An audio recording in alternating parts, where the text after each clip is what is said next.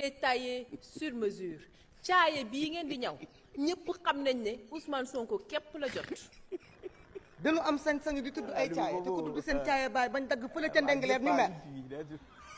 monsieur le ministre nag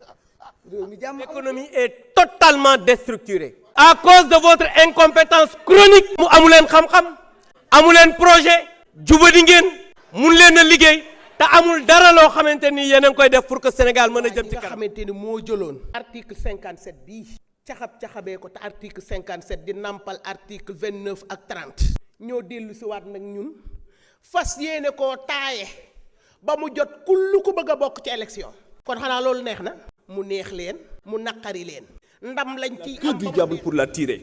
Soussan laa jógee samedi Soussan à 5 kilomètres de Sandiara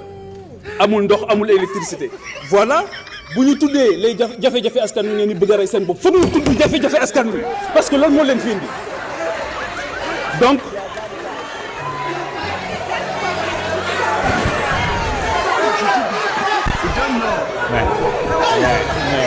mais bu yàq sama dëgg bi wala que ne. Diomaye Faye du nit ku ñuy wóolu liñ ko jot a jox dañ cee wor bu leen ko wóoluwaat di ko jox dara président Ousmane Sonko man maay wax ak yow li des ci sunu noy Diomaye Faye buñ ko wóolooti ci dara lépp lu mu fi andi nañ ko xool parce que moom day matt di ëf